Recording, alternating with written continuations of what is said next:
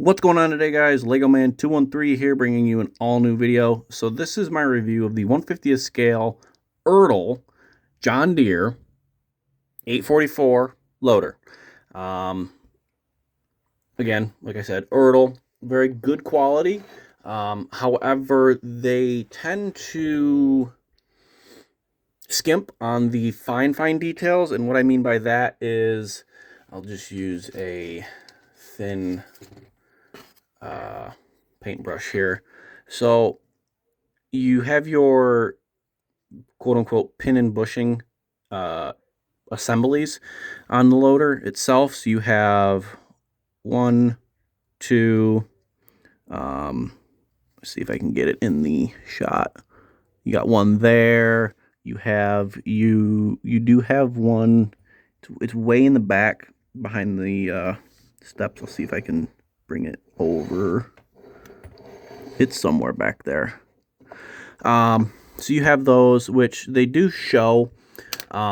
Personally, I've run this era of John Deere where they're gray and yellow.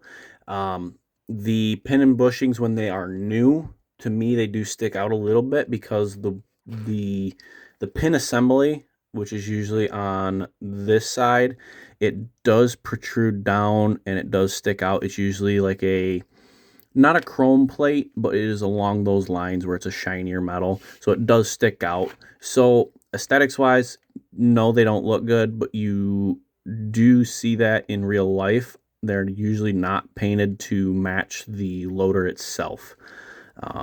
So there is that. And then one other negative, so the safety railings slash grab railings are typically on ERTL models. They're typically a little larger than what they should be. I don't know if that is due to mold design or if it's just the process that they do. I'm not 100% sure, but I don't have an issue with them per se because they do look good. On a display stand, they do look good. They provide that, I guess, realistic functionality to them. Speaking of functionality, the loader does turn, as you can see there. That is as far as it does turn, though. And then it will obviously turn the other way as well. And then the rear axle does articulate, which in real life that function is there. So you have on the back here where the John Deere symbol is. This is your engine compartment on both sides, and then you have your cooler doors. So you have one here, and then up top, the cooler doors, you have your let me go through. I believe it's all of your hydraulic coolers, your radiators, and other cooling systems. You also have a fan on the back as well. Like I said, I've personally run a 624K loader when I worked in the log yard. I believe it was a 2010, so it was a little newer. Very similar to this in terms of, the gray and the yellow and all that. But the cooler systems, you'd open these two doors here, this, and then the back